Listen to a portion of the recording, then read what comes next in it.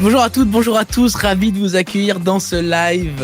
Merci d'avoir répondu présent pour ce nouvel épisode du podcast Vibration. C'est un podcast qui est tantôt fait en mode podcast, c'est-à-dire en asynchrone dans un studio, et tantôt fait en direct, en live. Et lorsqu'on a des invités comme aujourd'hui, une invitée comme aujourd'hui en tout cas, ça vaut le coup de le faire en direct pour pouvoir échanger avec vous, interagir avec vous. Et cette émission est enregistrée donc en live et sera disponible en podcast avec toutes les autres collections de Nouvelle Voix, et notamment cette collection qui s'appelle Vibration, qui a pour objectif de vous donner des clés d'une communication d'entreprise qui soit inspirante, qui soit vibrante, qui soit authentique. Ah oui, on essaye dans ce podcast de vous donner toutes les clés avec des invités qui à chaque fois sont là pour apporter leur expertise, leur vision. Et nous, chez Nouvelle Voix, notre job, c'est de créer des formats, des dispositifs de communication interne, des dispositifs de communication de marque employeur, la communication de marque par des podcasts, par des lives, par de la vidéo. Et plutôt que de réfléchir entre nous sur les nouvelles tendances de la communication, on décide d'en faire des lives et d'en discuter avec vous et avec notre invité. Et notre invité du jour, je vais la présenter tout de suite, je vais la faire rentrer tout de suite dans le live. C'est Élodie. Est-ce que tu nous entends bien, Élodie ? Absolument. Bonjour David, je suis très contente d'être invitée à ton live. Ah oui, moi aussi je suis très content, on va vous raconter la petite histoire quand même. Donc Élodie Torgman, Smart Content, c'est l'entreprise que tu as fondée. Je mets le petit QR code juste au-dessus pour les personnes qui voudraient découvrir ce site. Tu es ghostwriter, c'est comme ça qu'on dit en anglais. Tu es une pro du rédactionnel, juste de l'écriture impactante. Et moi j'avais fortement envie de discuter avec toi de ces bonnes pratiques qu'on voit arriver depuis des années sur les réseaux sociaux. Il y a des techniques très précises et toi, tu les manies avec beaucoup de brio. Et je me suis dit, c'est peut-être l'occasion de voir comment on peut utiliser ces pratiques-là pour communiquer en interne. Et tu as répondu oui tout de suite. Absolument. Avant même de savoir le sujet, je savais que ce live, je devais le faire avec toi. C'est trop gentil. Plaisir pour partager mes bonnes pratiques en tant que plume depuis des années. Super, on va en parler donc ensemble. Vous posez vos questions, évidemment, sur le live. On est là pour les afficher. Bonjour tout le monde. Bonjour à toutes celles et ceux qui sont là. Samy, vous posez vos questions quand vous voulez. Et on va y répondre en direct. Même si vous avez des commentaires, des observations, vous nous les transmettez et puis on en parle ensemble. C'est une longue histoire, toi et moi, Élodie. On s'est rencontrés, alors ça s'appelait en péniche. Ça s'appelle encore en péniche parce que c'était Sciences Po. Tu as fait Sciences Po. Alors moi, j'ai pas fait Sciences Po, mais j'avais une copine qui faisait Sciences Po à l'époque. Donc c'est à ce moment-là qu'on se rencontre, il y a environ 25 ans. 20, je dirais. 20 ans, oui. Ça pas trop non plus. Pas trop non plus, 20 ans. Et depuis, on se suit en pointillé. Et récemment, il y a quelques années, tu as accompagné le dévoilement de la société que j'ai créée, qui est Nouvelle Voix. Tu l'as accompagné en m'aidant à trouver les bons termes, en créant les réseaux sociaux complètement, parce que du coup, on partait de rien. Et c'est là où je me suis dit, Élodie, elle est vraiment trop forte. Et il a fallu un peu de moi, un peu de temps, un peu d'années pour me dire, allez, on fait un live ensemble. Et toi, ton boulot concrètement, Élodie, aujourd'hui, c'est d'accompagner les dirigeants, les entreprises. Pourquoi ? Pour tout type de rédactionnel. Oui, pour déjà leur stratégie de contenu. Donc, qu'est-ce qu'ils vont raconter à chacune de leurs cibles ? Comment ils vont gérer leur contenu, leur calendrier éditorial, sur quels médias ils vont s'exprimer. Et je suis aussi plume pour un certain nombre de dirigeants, également sur LinkedIn et dans divers supports. Donc, tu as fait Sciences Po, l'ESSEC, tu as travaillé dans la communication politique, tu as créé ton agence en 2017, tu travailles aujourd'hui pour Google, Shopify, des fintech, des startups, des dirigeants. Donc, autant vous dire, les copains et les copines qui sont derrière leur écran, qu'on a quelqu'un qui sait de quoi elle parle. On va parler ensemble de ces manières de rédiger que toi, tu maîtrises, Élodie. J'ai l'impression qu'aujourd'hui, on atteint une espèce de climax de cette pratique du rédactionnel parce que dans ce monde d'infobésité, dans ce monde où il faut aller vite, on arrive aujourd'hui à atteindre une espèce de perfection. En tout cas, il existe des méthodes très concrètes, très réelles pour rédiger de la meilleure des manières. Est-ce que toi, tu sens aussi que tu es au climax de la pratique de ce ghostwriting, comme on dit ? Ce qui se passe, c'est que en fait, comme énormément des gens s'expriment de façon libre, gratuite, sur des réseaux sociaux comme LinkedIn, Facebook, Twitter, etc., il n'y a pas de barrière. C'est pas comme si on devait être accepté dans un journal pour prendre la parole. Et comme tout le monde a la possibilité de s'exprimer, il y a une jungle et beaucoup d'informations et énormément de contenu. Et pour se distinguer dans cette jungle-là, il va falloir être meilleur que les autres. Il va falloir écrire de façon vraiment qualitative. Et il y a des techniques pour ça. Il y a des techniques pour s'améliorer. Et c'est dont j'ai envie de vous parler aujourd'hui. Alors, tu parles d'une jungle et effectivement, parfois LinkedIn ou les autres réseaux sociaux peuvent ressembler à une jungle avec énormément de contenu. Mais nous, dans cette émission, on va essayer de prendre les meilleures pratiques de LinkedIn et des réseaux sociaux pour les amener en communication interne des entreprises. Est-ce qu'on dirait que c'est une jungle aussi, l'interne des entreprises pour lesquelles tu rédiges aussi par ailleurs? Ce qui se passe, c'est qu'en interne, les messages sont parfois inaudibles et invisibles parce qu'il y en a énormément, comme tu le faisais remarquer. Les gens reçoivent en moyenne 144 mails par semaine, donc forcément, leur attention, on baisse la garde et on est moins attentif à chacun des messages qui sont envoyés, qui sont reçus. Donc, le travail d'un communicant qui va devoir envoyer un message et être entendu, c'est aussi d'être meilleur que les autres, de mieux rédiger, d'avoir un style à lui et effectivement de savoir à qui il s'adresse pour établir une communication qui va faire qu'on ouvre le mail déjà, qu'on ouvre les communications et qu'on s'y intéresse. En préparant l'émission, on a vu en moyenne 144 mails en moyenne par semaine. Donc, c'est une moyenne, mais 144 mails plus ou moins longs, ça représente énormément d'informations auxquelles on rajoute des affichages, auxquelles on rajoute tout un tas de choses dans l'entreprise. Et effectivement, on est dans un contexte où on en a peut-être trop plein. Moi, personnellement, j'ai choisi d'orienter Nouvelle Voix autour de la création de méthodes de communication différentes que sur le podcast parce que le contexte est que avec trop de mails, trop d'écrits, je me suis dit le podcast c'est une bonne manière pour s'exprimer différemment en entreprise, mais tu es en train et tu m'as convaincu déjà dans la prépa de l'émission qu'il y a encore un espace énorme pour l'écrit et on va ensemble voir ça au travers d'un plan qu'on a établi ensemble. On va, chers auditeurs, chères auditrices, on va avec vous voir comment on va écrire avec concision, comment on peut faire ça, comment on peut maîtriser le storytelling, comment on peut s'adapter à sa cible et comment on peut la segmenter et comment on va créer une ou des communautés cohérentes pour fédérer son audience. Ça, c'est vraiment les choses auxquelles tu t'astreins, Élodie, lorsque tu fais un texte, tu as cette méthode-là où tu dis, voilà, j'ai ma checklist. Ouais, elle est presque intuitive, ouais. Et donc, je rebondis sur ce que tu dis. Et le premier point, qui est parfois délaissé, c'est qu'il faut s'astreindre à la concision. Il faut faire court. Et c'est très long de faire court quand on écrit. Parce que écrire des tartines, c'est comme un mauvais devoir. Oui, c'est facile. On dit toujours que être synthétique, ça demande un travail important. Et donc, du coup, c'est ça que tu évoques, en fait. Exactement. Donc, aller à l'idée principale, sans fioriture, trouver le mot juste, se débrouiller pour être convaincant dès les premières lignes, en fait, c'est un art. Et il faut se relire, il faut se décarcasser pour que les premières, ne serait-ce que l'accroche. Alors, c'est là que je fais le parallèle avec les réseaux sociaux. C'est que l'accroche, quand on écrit un mail ou un post LinkedIn, elle est fondamentale. Cette accroche, elle a le droit de vie et de mort sur le reste du texte. Parce que c'est comme le début d'un livre. S'il est naze, même le titre, on va refermer le livre et on va pas l'acheter ou on va pas le lire, on va le reposer sur la bibliothèque. Et là, c'est exactement la même chose qui se passe avec un mail ou avec tout type de communication. Si l'accroche n'est pas bien ficelée, n'est pas bien pensée, n'est pas bien adaptée à la cible, on a tous les risques de voir son auditoire se lasser et passer à autre chose. Alors, on va donner des méthodes, et tu vas donner des méthodes, Élodie, pour voir comment on peut être concis. Mais d'abord, j'aimerais juste qu'on prenne 2 minutes pour réfléchir à pourquoi on rallonge tout, en fait. C'est-à-dire qu'effectivement, lorsqu'on est sur LinkedIn, par exemple, on comprend plus ou moins qu'il faut être impactant. Je pense que ça rentre un peu dans les mœurs parce qu'il y a beaucoup de choses sur LinkedIn, c'est un fil d'actu, etc.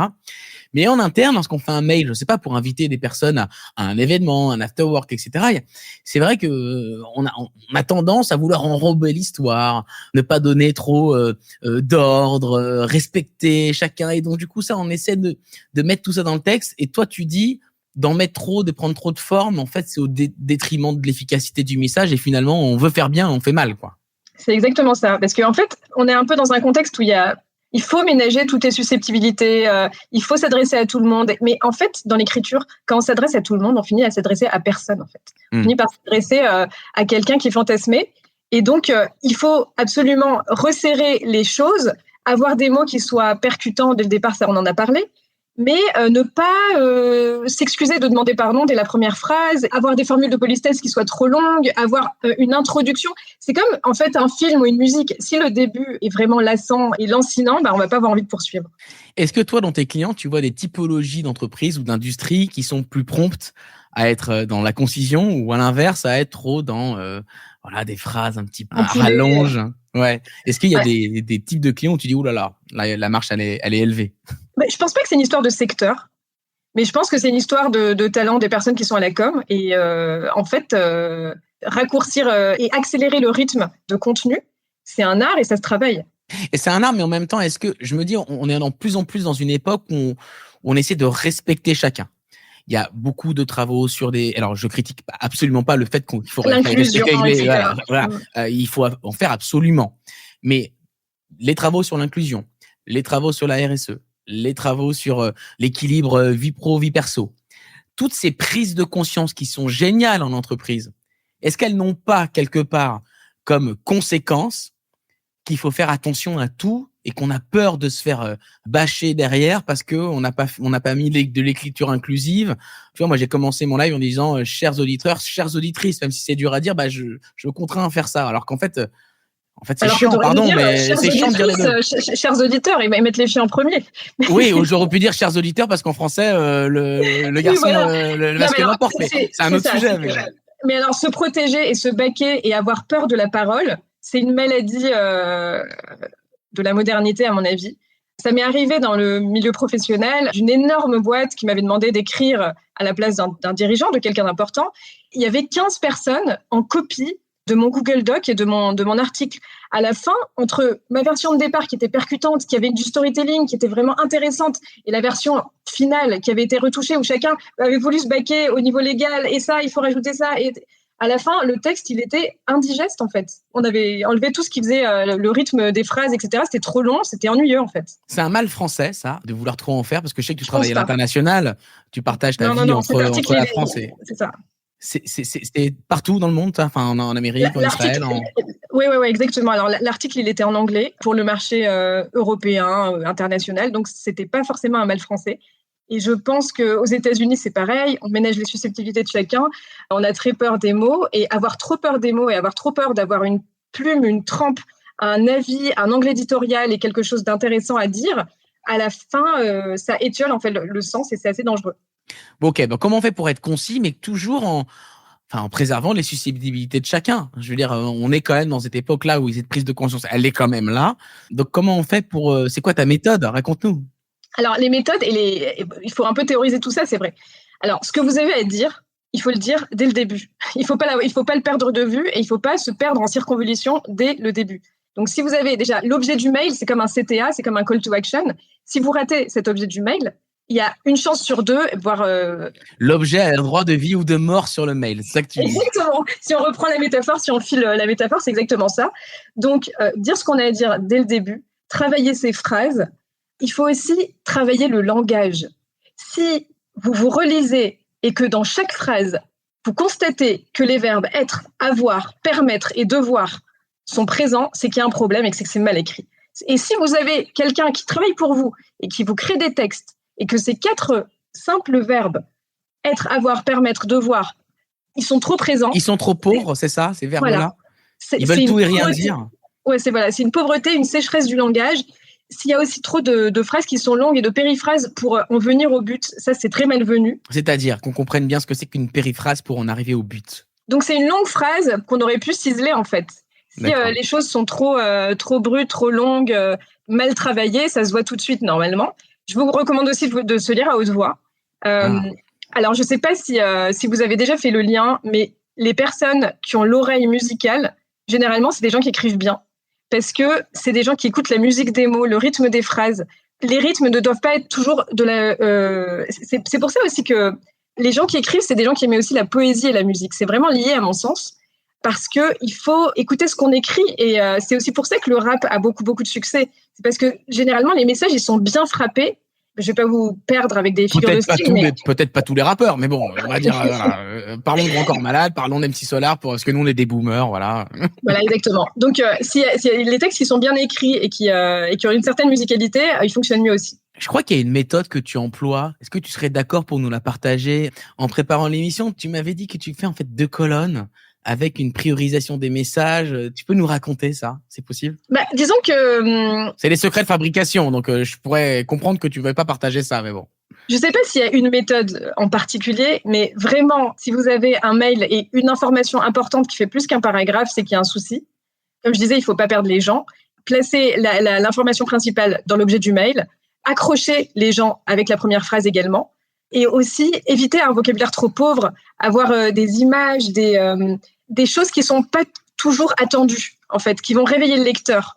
Et c'est ça qui fait l'intérêt d'un texte, qui fait qu'on a envie de poursuivre. Et ce genre d'image dans la tête, ça réveille le cerveau. Et alors moi, c'est pas du tout instinctif, mais est-ce que ça pourrait être une méthode de dire, voilà, j'ai 4 messages qui sont importants, je les priorise, 1, 2, 3, 4, et j'essaie de mettre des verbes qui soient pas pauvres en face pour pouvoir illustrer ces messages-là. Et du coup, la priorisation de ces messages, ça arrive plus ou moins haut dans le mail. Le plus important serait dans l'objet. Enfin, est-ce que ça peut se faire ou c'est trop scolaire, ça? Oui, bien sûr, bien sûr. C'est un petit peu scolaire, mais c'est un filet de sécurité qui peut être, si on n'est pas très à l'aise à l'écriture, je pense que ça peut marcher. Il faut peut-être aussi annoncer au début, c'est finalement assez scolaire, mais annoncer ce qu'on va raconter, qu'il y a 4 points, que les 4 sont importants. Il faut un peu guider le lecteur pour qu'il sache un petit peu se repérer dans sa lecture. Mais c'est un peu comme une présentation, comme tout message humain, il y a un côté synthétique et un peu annoncé. Écrire avec concision. Si vous avez des questions de l'autre côté de l'écran, où que vous soyez, je sais que vous nous regardez un peu partout, n'hésitez pas parce que c'est le moment d'en discuter avec Élodie. Elle peut même faire de la live concision. Si vous avez une hyper longue phrase, on peut la tester, on peut la challenger. Elle aussi. Je peux me lancer et on est sans filet dans la salle. C'est voilà. C'était pas prévu. C'était pas prévu que je dise ça, mais je sais pas pourquoi je te sens tellement. Je relève le défi. Non, le deuxième point qui est très important, c'est aussi de rajouter un peu de storytelling dans ses messages et dans sa communication, à mon avis. Alors ça, c'est intéressant parce que le storytelling, on en parle partout. Moi, dans les podcasts que je fais pour les entreprises, c'est vraiment au cœur de ce qu'on fait.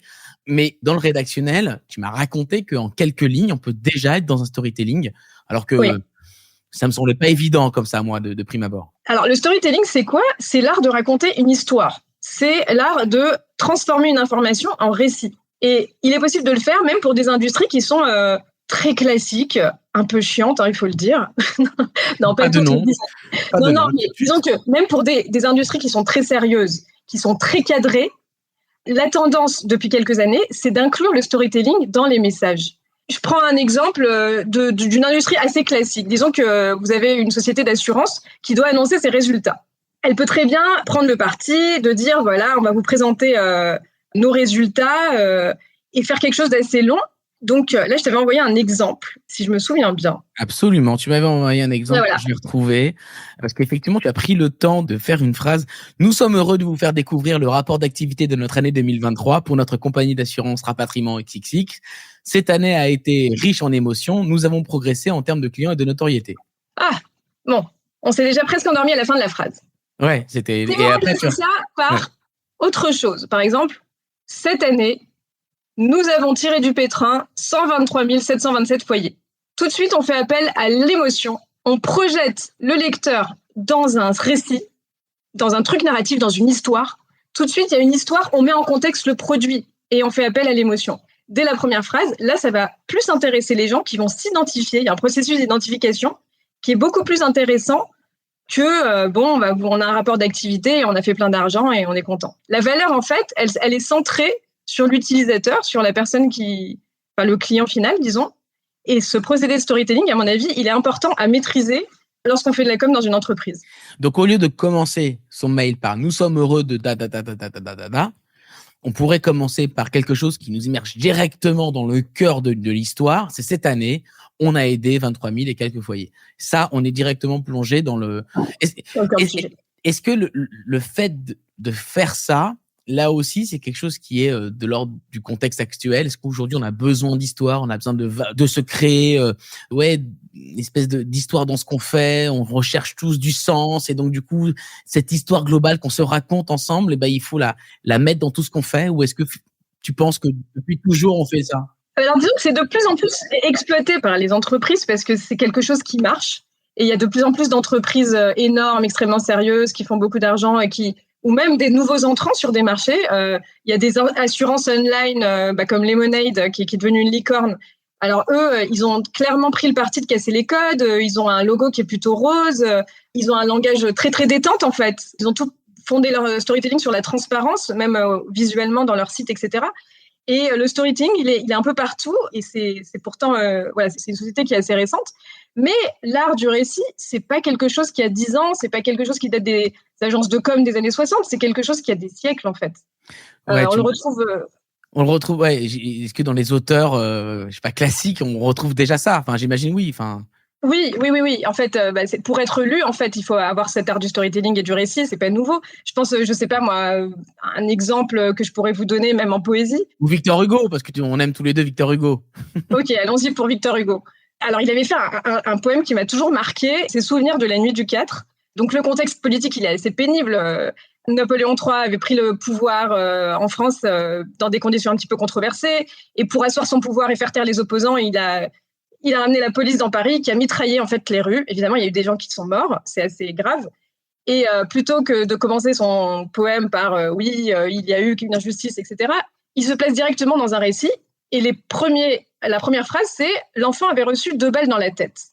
C'est tout de suite une phrase qui fait trembler, qui nous projette dans un récit, qui nous prend aux tripes, et c'est un poème qui a plus d'un siècle et qui pourrait être écrit aujourd'hui et qui peut secouer encore les gens, même 100 ans plus tard. Donc c'est ça la méthode, c'est plonger tout de suite le lecteur dans le récit, dans l'histoire, en enlevant tous les périphrases, les périmots, je sais pas si ça se dit les périmots, mais en tout cas moi je le dis, voilà, on s'en fout. Tous les trucs qui sont de l'ordre de bonjour à tous, ravi de machin, etc. Non, tout de suite on rentre dans le cœur de l'histoire par une phrase qui est impactante et qui donne envie quelque part de découvrir la suite en fait. Et alors, sans aller jusqu'à Victor Hugo, si vous êtes dans une boîte corporate un peu plus classique, donc vous pouvez partir d'un chiffre clé, mais de l'intégrer dans un processus un peu narratif, genre voilà, on a tiré tant de foyers du pétrin cette année, etc. Donc, il faut contextualiser les choses un peu sous forme de récit. D'accord, très bien. Il y a une troisième technique, c'est s'adapter à sa cible et la segmenter. Alors là aussi, tu vas nous amener à créer plusieurs rédactionnels en fonction des cibles. C'est ça que tu vas nous dire.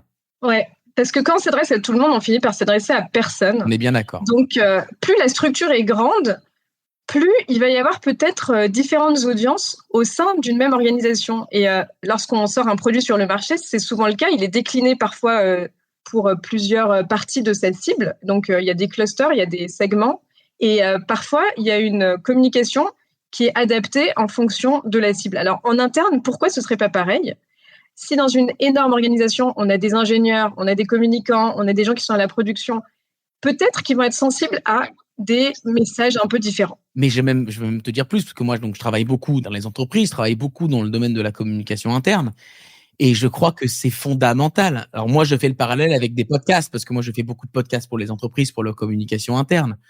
Et souvent, on me dit, on va faire un podcast pour tout le monde, et j'essaie de segmenter en disant, non, tu peux pas faire un podcast à tout le monde. Il faut essayer de prioriser ses cibles. Lorsque, par exemple, il y a 1 an, on avait fait un podcast où il fallait faire pour tout le monde, finalement, on a identifié que c'était la cible managériale qui était la plus prioritaire. On a fait ça, et ça a été un carton, parce qu'en fait, du coup, les managers, ils ont dit quoi ? Parce qu'on les a interrogés derrière. Ils ont dit, on a l'impression qu'on s'adresse à nous, et on nous donne les éléments pour incarner notre rôle de manager, parce qu'on nous fait un podcast où on nous parle à nous d'éléments importants qu'on va devoir nous renvoyer, faire ruisseler vers les collaborateurs managés. Et donc, du coup, ils se sentent considérés, et du coup, c'est efficace, et du coup, c'était tout bon, en fait. Et c'est exactement ce que tu nous dis avec le rédactionnel. Donc je puis sois. C'est exactement ça. Et l'enjeu et le how, comment on va faire les choses au niveau de l'écriture, c'est qu'il va falloir s'adapter au niveau du registre de langage, mais aussi au niveau des références, au niveau du vocabulaire. Il y a toute une kyrielle de choses, un éventail de détails à penser qui font que le texte va sonner juste dans l'oreille de la personne à qui on s'adresse. C'est quoi ces types de détails ? C'est les mots, la ponctuation C'est aussi tout simplement les références, en fait. Si vous vous adressez à une cible extrêmement éduquée et vous allez faire une petite référence à Victor Hugo, c'est parfait. Si vous adressez à des sportifs, les références vont pas être les mêmes, en fait. Les comparaisons, les références, même les métaphores, en fait, qui vont être issues d'un univers différent en fonction de la personne avec qui vous vous adressez. Donc, c'est ça. Donc, on prend le temps de se dire, OK, on a... Alors, si je reviens, et j'essaie d'être assez didactique, parce qu'on est là pour ça, on essaie d'être concis, peut-être avec une méthode un peu scolaire, mais qui est, quels sont mes messages, quels sont les verbes que je vais utiliser, comment je les priorise, qu'est-ce que je mets dans l'objet, c'est la première chose. Deuxième chose, comment je vais faire en sorte dans mon mail, dans mon article de blog, peu importe, comment je vais faire en sorte que la première phrase permettra aux audiences, aux lecteurs et aux lectrices et aux lecteurs, de tout de suite rentrer dans l'histoire. Et la troisième étape, ça va être de se dire, OK, maintenant qu'on a fait tout ce travail-là, est-ce que ce texte-là, je le scinde pas en différents types de textes Version. selon les audiences. Et on s'adresse peut-être pas à un ouvrier de la même manière que quelqu'un en fonction support. On s'adresse pas aux managers pareil qu'à leur manager. Ça, je trouve ça nécessaire, malin, mais assez. Je ne vois pas ça. Enfin, je sais pas si vous dites-nous d'ailleurs sur le live si vous avez cette pratique-là. En toute honnêteté, moi, je ne le vois pas beaucoup. Généralement, on est toujours pris par le temps. Et donc, du coup, c'est aussi une dimension à prendre en compte, Élodie, parce que ça prend du temps d'écrire. Alors moi, je l'ai observé au sein d'entreprises qui le faisaient, qui pratiquaient cette finesse. On le voit beaucoup en A/B testing dans les campagnes de ads, en fait, les campagnes sur lesquelles on doit cliquer. Souvent, l'image ou le texte n'est pas la même et beaucoup d'entreprises prennent le temps de décliner leur campagne en fonction de la cible qui est visée. Théoriquement, le texte, il doit également subir cette distinction et ce raffinement, à mon avis. Je serais curieux de savoir, vous, derrière vos écrans, si vous faites ce travail-là en toute honnêteté. Est-ce que vous faites différents textes en fonction des audiences? Il y a un moment qui a été terrible pour ça, et c'était le moment de la Covid, en fait. Et en fait, moi, ce que j'ai observé, parce que moi, pendant cette période-là, on était un peu confinés, mais je faisais beaucoup de podcasts, beaucoup de live à ces moments-là. Et on était dans un moment de l'anti-segmentation de l'audience. On devait parler vite dans l'urgence et donc du coup, ça donnait lieu à des textes envoyés à tout le monde rapidement, des lives pour tout le monde. Et les managers ont été la cible très oubliée, très squeezée par cette période et c'était terrible en fait. Ouais, c'est très possible. C'est quand on est face à un manque de moyens, de ressources, de temps. On n'a peut-être pas le temps de... Voilà. Mais alors, dans le plus modeste des cas, moi, ce que je recommande, c'est que le message de base qui s'adresse à tout le monde soit le plus soigné possible, le plus circonstancié, le plus fidèle au ton de voix de la marque et à la cible générale qui est visée. Et alors, comment tu fais? Là, ça va peut-être parler à celles et ceux qui viennent d'arriver dans une entreprise et qui ont un job de communicant interne à incarner. Comment tu fais, toi, qui es consultante externe, pour t'imprégner des termes tout de suite? Ça peut être utile pour plein de gens, du coup, ta méthode. Alors, déjà, parfois, on me sollicite parce que cette stratégie narrative n'existe pas et il faut la créer. Et il faut choisir les mots qui vont incarner la marque. Et on va dire tel mot et pas tel autre. Et c'est un type de mot qui va être une feuille de route pour toute la communication. Et ça, je l'ai fait plusieurs fois. Donc tu établis une espèce de charte éditoriale. De charte éditoriale avec des types de mots comme on pourrait. Enfin, on a la charte graphique en tête. Beaucoup de communicants ont vu des chartes graphiques. Et donc toi, tu crées aussi des chartes éditoriales avec quelque part des mots, des do et des don't en termes de mots, quoi. Exactement. Donc il y a certains types de mots. Il y a des entreprises qui utilisent des anglicismes, d'autres qui les évitent. Il y a certains mots qui ne sont pas politiquement corrects. Il y a des gens qui cherchent à imposer des néologismes. C'est extrêmement intéressant. Et là, il faut avoir un parti pris narratif pour se dire, voilà, nous, on va utiliser tel type de mots et on va apparaître comme novateur par rapport à... Parce qu'en fait, le langage, c'est quelque chose aussi qui se renouvelle beaucoup. Il y a des mots qui sont trop usés, qui deviennent politiquement incorrects. Il y a des mots qui veulent dire la même chose que d'autres qui sont plus récents, mais c'est juste qu'on en avait marre de les entendre. Il y a des mots qui sont galvaudés et qu'il faut rafraîchir. Moi, j'ai toujours un radar et chaque année, j'essaie de faire une liste, de faire un petit article qui paraît dans la presse sur les mots qui vont nous casser les oreilles l'an prochain. Et voilà, c'est une prédiction. Et donc, c'est quoi? Et donc, quels sont les mots qui vont nous casser les oreilles dans les prochains mois? Dis-nous. On a entendu beaucoup de mots comme inclusion, diversité, etc. Il faudrait que je reprenne cette liste parce que je la fais chaque année et je m'appuie aussi sur des chiffres, sur Google Trends, donc le nombre d'occurrences d'un mot sur le web. Donc, on voit vraiment des courbes et il y a des choses qui sont... Et quand c'est trop, tu te dis... Quand c'est trop, c'est qu'il va falloir un tout petit peu s'écarter, peut-être faire un pas de côté ou être un peu novateur parce que quand on entend trop un mot, à la fin, on n'entend plus. Ouais, c'est vrai. Et il y a aussi des mots qui sont tarte à la crème, quoi. C'est-à-dire que tu as des mots, tu as l'impression qu'il faut les utiliser parce que ça fait bien de les dire, alors qu'en fait, si on était un peu plus conscient, un peu plus direct, peut-être qu'on utiliserait des choses différentes. Un peu plus convaincant. Ouais. On a peur aussi souvent de l'image qu'on va renvoyer lorsqu'on écrit un texte, parce que maintenant, en interne, il y a beaucoup de réseaux sociaux d'entreprise, donc on signe quelque part ces messages parce que c'est nous qui les postons. Il y a des blogs internes également avec des gens qui les signent. Il y a aussi une question d'image. Et je me dis, ça ne va pas forcément être toujours simple d'être concis, peut-être parfois un peu directif, peut-être ne pas prendre toutes les formes. Oui, ça interroge aussi la place qu'on veut laisser en fait en tant qu'auteur ou autrice. Mais oui, c'est très délicat, même l'usage des smileys depuis quelques années pour adoucir le ton, parce que c'est vrai qu'à l'écrit, c'est pas le même contexte qu'à l'oral. Donc, on veut adoucir les choses, on veut être reçu, on veut que les gens, pas nous obéissent, mais soient réceptifs à nos demandes. Et c'est des modes aussi.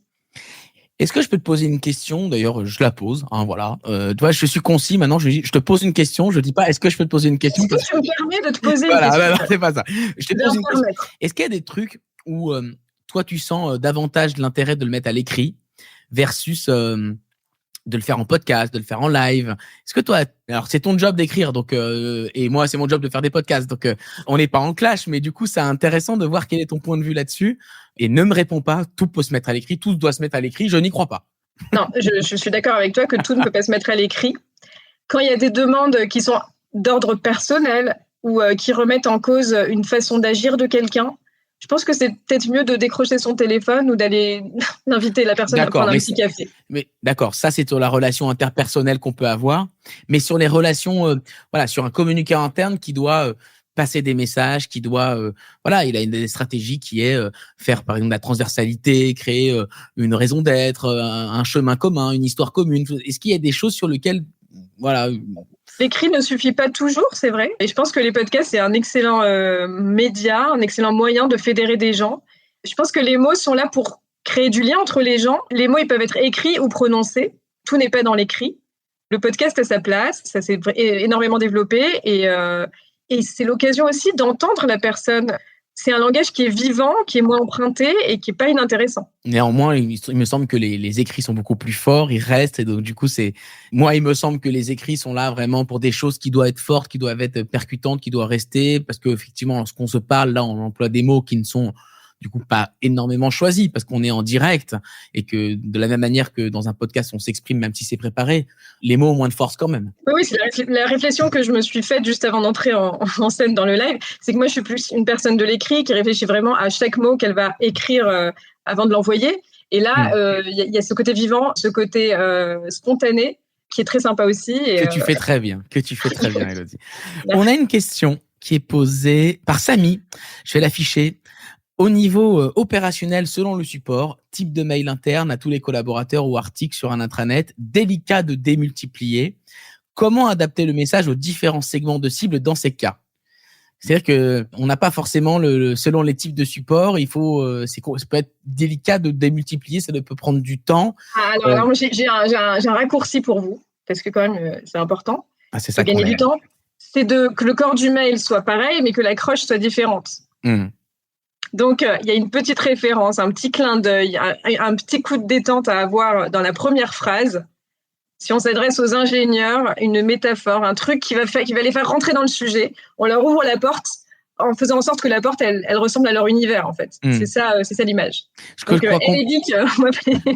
je crois comprendre aussi de ce que dit Samy, c'est que lorsqu'on met un article sur un intranet, il est pour tout le monde. Encore que, il y a des digital workplaces qui permettent d'avoir des espaces selon les profils, etc. Mais admettons, on est sur un intranet à l'ancienne avec des articles. Mais là, c'est pas possible d'adapter le message. Oui, l'article, c'est l'article et il est sur l'intranet. D'accord. Donc toi, sur les articles, on peut pas démultiplier les articles en fonction des typologies. C'était plus sur les mails, sur les informations. Mais alors, cela dit, voilà, ça c'est une pratique qui est plus courante qu'on ne croit, c'est de segmenter des newsletters, par exemple, en fonction de la cible, et d'adapter une newsletter, voilà, c'est quelques catégories, mais l'intro et certaines catégories peuvent être adaptées si vraiment la base de données est énorme et que ça vaut le coup pour améliorer le taux d'ouverture. D'accord. On salue toutes les personnes qui sont connectées. Je les ai pas saluées. Nathalie, Samia, Guillaume Vaille, que je salue. Il y en a quelques-uns. J'ai dit bonjour à Nathalie aussi. Oui, donc on les salue. N'hésitez pas si vous avez des commentaires à apporter à ce qu'on se dit. Comme Samy, si vous avez des questions, c'est le moment.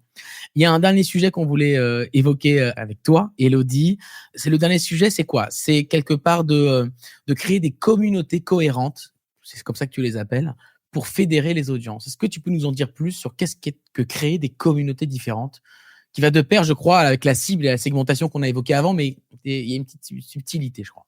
Disons que, effectivement, si l'audience, elle est un peu disparate, il y a des gens qui font partie d'une même organisation, mais c'est des gens qui sont un petit peu différents. Je pense que les mots, ils ont un rôle à jouer pour fédérer peut-être des sous-communautés qui vont faire que les gens, ils ont quelque chose et un ADN commun. Si les gens sont trop différents dans une organisation, c'est peut-être une bonne idée d'utiliser l'écrit pour produire des contenus qui leur ressemblent, en fait. Ça peut être une newsletter, ça peut être des mails, ça peut être tout type d'écrit, en fait. Et c'est ça que je pense qu'il peut avoir un rôle dans une entreprise ou une organisation. Ça veut dire que, en fait, selon les typologies de public, tu vas peut-être pas choisir le même support écrit ou même le support de communication. C'est-à-dire que on est d'accord qu'il y a des gens qui seront plus oraux. Peut-être que, enfin, moi, j'ai eu affaire à des sociétés dans l'industrie avec des ouvriers qui prenaient leur voiture ou les transports pour aller sur le lieu de travail. Et donc, du coup, l'écrit n'était pas adapté. On faisait plutôt du podcast dans ce cas-là. Et toi, tu prolonges ça. Tous les types d'audience peuvent avoir des types de rédaction, des types de formats qui peuvent être... C'est ça, il y a des médias différents en fonction des gens. Il y a des personnes, vous ne les trouverez jamais sur Instagram, elles s'en fichent et elles n'ont pas de compte. Mais aussi dans la façon d'écrire, dans la façon de produire des contenus, il y a peut-être un travail à faire si l'audience elle est soit trop disparate, soit trop large, s'il y a trop de monde. Ouais, très bien. Ok, bah c'est très riche en enseignement. Est-ce que vous avez des dernières questions à poser à Élodie? Je vais essayer de résumer ce qu'on s'est dit, Élodie, pour que ça soit très clair et pour que les personnes qui nous ont rejoints entre-temps puissent rattraper un peu. Sachez que ce live sera disponible en replay sur LinkedIn. Il va être également mis à disposition dans la collection de podcasts Vibration que j'ai l'honneur de présenter régulièrement avec plein d'autres sujets qui sont évoqués chaque mois. Ce qu'on s'est dit avec Élodie, c'est très simple. C'est qu'on est dans une époque où on prend peut-être un petit peu trop de pincettes pour écrire, qu'on veut peut-être souvent écrire à tout le monde parce qu'on est toujours sous l'eau. Et donc, ça nous semble plus efficace on temps de travail de faire un texte pour tout le monde et que parfois, on se contente pour une information de le mettre sur un seul type de média, que ce soit le podcast, que ce soit sur un blog, que ce soit sur un mail. En fait, c'est peut-être l'inverse qu'il faut faire. Ce qu'on peut se dire, c'est que plus on est concis, plus on enlève les verbes avoir, devoir, être, plus on fait des phrases courtes, plus ça va être impactant. Et donc, il y a un travail important de concision, de synthèse de ces textes et d'enrichissement aussi des verbes. Tu me dis si je me trompe, Élodie, mais comme je suis ton élève, j'essaie de faire de la reformulation. Hein. Il y a aussi un travail d'enrichissement des mots pour ne pas être pauvre et pour que chaque mot ait un sens. Et on sait bien qu'en français, il y a beaucoup de mots, donc on a le choix pour trouver des mots qui veulent restituer ce qu'on veut dire. Ça, c'est la première chose. Deuxième chose, créer du storytelling en faisant en sorte que dès la première phrase, on soit plongé dans une histoire, quelle qu'elle soit. Alors, ça peut paraître pompeux, une histoire, mais en fait, il peut y avoir des toutes petites histoires. Qu'est-ce que ça pourrait être, par exemple, Élodie, en live, là, maintenant, si je dois inviter mes collègues à faire un team building la semaine prochaine? Ça serait quoi, par exemple, l'histoire? Ah, c'est dur ce que je te fais. Hein. Alors déjà, il faut directement se creuser la tête pour savoir ce qui relie les gens et les aligner avec l'activité qui va... Alors, disons que l'activité, ça va être... Dis-moi, il y a un exemple d'activité. On reste dans l'assurance. On fait de l'assurance et on veut inviter toute l'équipe à un petit building, un bowling, j'en sais rien. Bowling, accrobranche. Voilà. On ne sait pas creuser la tête, on fait le truc le plus simple, c'est le bowling. Voilà. Alors, il va falloir les intéresser et leur dire tu m'aides pas avec ton exemple. Non, mais oublie le bowling. Avez-vous envie de vous sortir la tête de l'ordi et de vous en payer une bonne tranche? Donc, on rentre tout de suite, soit par une question, soit par une histoire, quelque chose qui va les capter, quoi. C'est ça. Exactement. Troisième chose, on s'est dit qu'il fallait donc segmenter les audiences. Ça, c'était important. Prendre le temps peut-être de faire différents textes si c'est par mail pour que chaque audience se sente valorisée et qu'on puisse adapter son langage. Et puis, on s'est dit qu'il fallait essayer de faire des communautés cohérentes en fonction de leur type de médias pour fédérer les audiences. Exactement. Je crois qu'on a une toute petite question sur ChatGPT. Ça y est, t'es animatrice de live. Voilà, tu vois, effectivement, on a une question de Nathalie. Est-ce que tu as déjà essayé de demander à ChatGPT écris-moi un message pour annoncer des résultats annuels horribles inspirés par Art poétique de Verlaine? Alors, ce prompt-là, je t'avoue ne pas y avoir pensé. Je lui ai demandé de réécrire Le Corbeau et le Renard façon Baudelaire, et c'était vraiment noir et sanglant, et c'était très drôle, mais c'était très réussi d'ailleurs. Après, ChatGPT, c'est un super raccourci, c'est un super partenaire, mais sachez que pour créer une trempe éditoriale, une identité de marque éditoriale, une façon de s'exprimer, ChatGPT ne va pas vous aider parce qu'il faut quand même du jus de cerveau, il faut quand même de la cohérence, il faut quand même une charte et un type de mots et une façon de s'exprimer qui soit cohérente dans toute l'organisation. Mais si on a des instructions claires, effectivement, ChatGPT peut nous aider. D'accord, c'est pas forcément une menace, ça peut être quelque chose qui peut aider à créer des contenus. Non. Ouais, ok, très bien. Il y a Nathalie qui nous dit que ces échanges sont de la musique avant toute chose et l'IA dans tout ça. Très intéressant en tout cas cet échange et on se pose les mêmes questions dans le journalisme. Et oui, je crois qu'on se pose les mêmes questions. Ah oui, le journalisme avec les accroches, avec le vocabulaire utilisé et tout ce qui s'ensuit. Et effectivement, c'est tout un sujet. Peut-être qu'on aura l'occasion d'y revenir dans le journalisme d'entreprise et comment on exerce ce travail. Ça nous donne une idée de sujet. Il existe des journalistes d'entreprise et donc du coup, ça peut être une idée de sujet. Merci beaucoup, Élodie. On s'est dit qu'on allait faire ça en 45 minutes max. Et là, ça fait dans 1 minute, 45 minutes qu'on échange ensemble. Ça passe très, très vite. Je voulais te remercier pour avoir accepté cet échange. Est-ce que tu as passé un bon moment ? J'ai passé un excellent moment. C'était très intéressant. C'est tout pareil pour moi.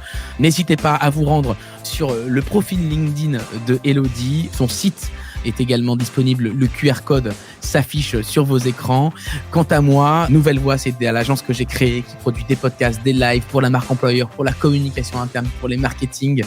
Et si vous avez la moindre question, la moindre interrogation sur ce qu'on fait, le QR code s'affiche également sur l'écran. N'hésitez pas à jeter un œil à la collection de podcasts Vibration qui est disponible avec plein d'autres sujets passionnants avec des invités peut-être pas aussi passionnants qu'Élodie. Non, je rigole, ils sont tous passionnants. Merci beaucoup. Merci beaucoup Élodie pour ton temps.